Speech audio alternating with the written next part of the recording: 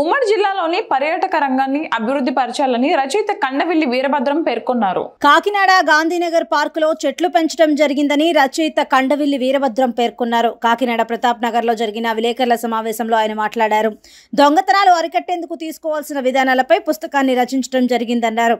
అదేవిధంగా కాకినాడలో hope island ను అభివృద్ధి పరిచినట్లయితే టూరిజం బాగా అభివృద్ధి జరుగుతుందని తెలిపారు. ఇప్పటికే వచన పద్య కవిత రత్నములో పుస్తకాలను రచించడం జరిగిందన్నారు.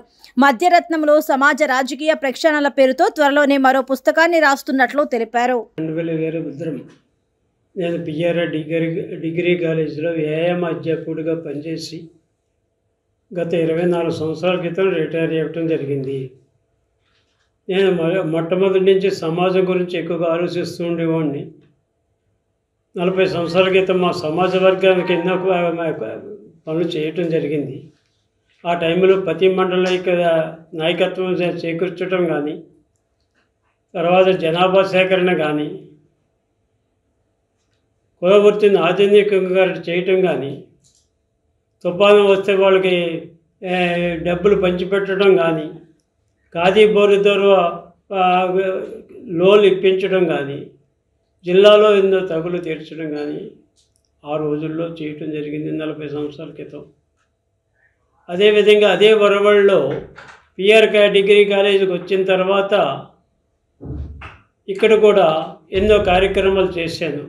ముఖ్యంగా మీకు నేను చూపిస్తున్నాను చేసిన కార్యక్రమాలు మీ విలేకరులందరికీ కూడా 2015లో మన నేపాల్లో భూకంపం వచ్చింది. ఆ భూకంపం వచ్చినప్పుడు గాంధీ పార్కులో 10,000 రూపాయలు పోగు చేసి లయన్స్ వారి ద్వారా పంపించడం జరిగింది అని తెలియజేస్తున్నాను.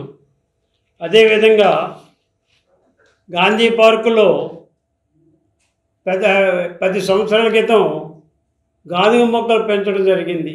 కొని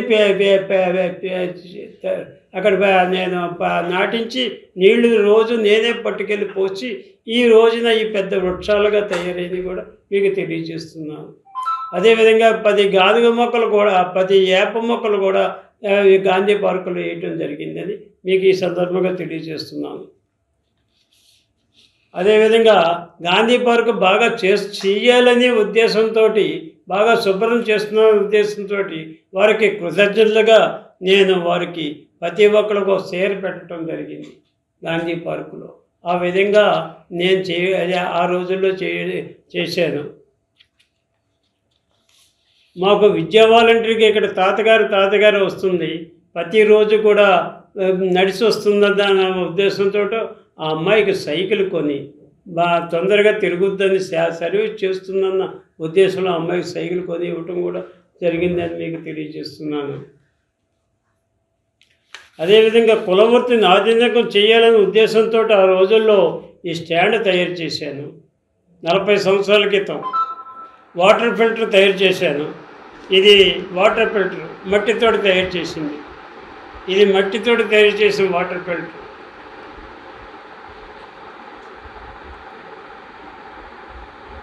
ఇదంతా మట్టితోటే ఇందులో క్యాండిల్స్ కూడా ఉంటాయి, రామా ఫిల్టర్ క్యాండిల్స్ లాగే. స్టాండ్లో పెట్టిన మట్టి పిలైబుల్ ఇవన్నీ కూడా ఆ రోజుల్లో చేయటం జరిగిందని ఈ సందర్భంగా నేను తెలియజేస్తున్నాను. ముఖ్యంగా నేను కొన్ని ప్రయోగాలు చేశాను. ఆ ప్రయోగాలు మీకు తెలియజేయాలన్న ఉద్దేశంతో ఈ సమావేశం ఏర్పాటు చేసి అప్పుడే వారం 10 రోజుల నుంచి మన కొల్లాపత్తుల అప్పారాన్ని కోరటం జరిగింది. ఆయన సహకారం లేకపోతే నేను చేయలేను.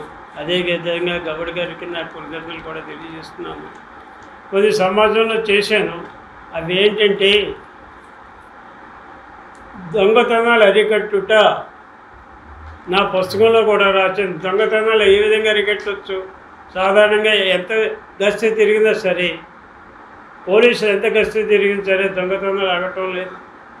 ఆ దొంగతనాలు ఏ విధంగా అరికట్టాలంటే, ఒక వీధి ఉందనుకోండి, ఆ వీధిని ఒక యూనిట్గా తయారు చేయాలి.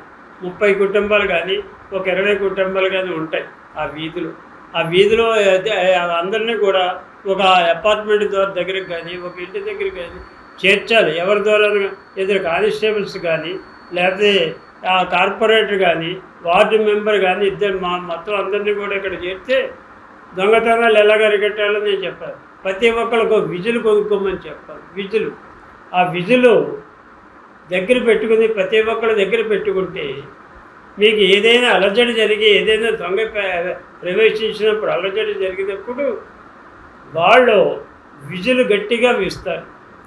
ఆ విజులు వేయగానే పక్క వాళ్ళు కూడా అదే విధంగా విజుల్ని గట్టిగా చేయడానికి అవకాశం ఉంటుంది. ఆ వీధిలో వాళ్ళంతా కూడా విజిల్స్ వేసుకుంటూ పైగా వచ్చేసే అవకాశం ఉంది. కాబట్టి ఈ విధంగా దొంగతనాలు అరికట్టవచ్చని నా పుస్తకంలో, నేను రాసిన పుస్తకంలో తెలియజేయటం జరిగింది. అది ఆ విధంగా చేస్తే కొంతవరకు తగ్గొచ్చు, అంతేగాని పూర్తిగా తగ్గడానికి అవకాశం లేదు. పోలీసు డిపార్ట్మెంట్ తెల్లవాళ్ళు తిరుగుతున్నారు, గస్తీ తిరుగుతున్నారు, కానీ ఏదో మూల ఈ దొంగతనాలు జరుగుతున్నాయి. ఆ దొంగతనాలు జరగకుండా అరికట్టాలంటే ఎవరి మట్టిగాళ్ళు ప్రవేశించి విజిల్స్ ద్వారా అరికట్టవచ్చని ఈ సందర్భంగా తెలియజేస్తున్నాను. అదేవిధంగా మన ఓప్ ఐలాండ్ని ఇప్పుడు మన కలెక్టర్ గారికి ఇచ్చారు. ఒక్క పైసా పెట్టుబడి లేకుండా దేశంలో పెద్ద టూరిస్ట్ నెంబర్ 1 ఓప్ ఐలాండ్ని తెచ్చుకోవచ్చు. దాన్ని కాకినాడ రత్నద్వీపంగా నేను పేరు పెట్టాను. దాన్ని ఏ విధంగా మీకు తెలుసు, ఇంగ్లాండు ఫ్రాన్సు ఏ విధంగా కింద నుంచి ఏనాడు సొరంగాలు పెట్టారు, ఆ విధంగా మన కాకినాడ నుంచి అక్కడ వరకు సొరంగం పెట్టి ఈ కార్లు వెళ్ళేలాగా బస్సులు వెళ్ళేలాగా ఏర్పాటు చేస్తే అక్కడ ఆధునిక కార్యక్రమాలు అన్నీ చేస్తే మన మాల్దీవులు, కేరళ, ఈ గోవా మాదిరిగా కాటేజీలు కట్టి గోవా సిస్టమ్ ఏర్పాటు చేస్తే ఓప్ ఐలాండ్ ఒక గొప్ప టూరిస్ట్ ప్రదేశంగా తయారవుద్దని ఈ సందర్భంగా తెలియజేస్తున్నాను. కాకినాడ పట్టణం బాగా డెవలప్ అవుతుంది, ఇక్కడ అన్ఎంప్లాయ్మెంట్ తీరుతుంది, ఎంతోమందికి ఉపాధి దొరుకుతుందని కూడా మీకు తెలియజేస్తున్నాను.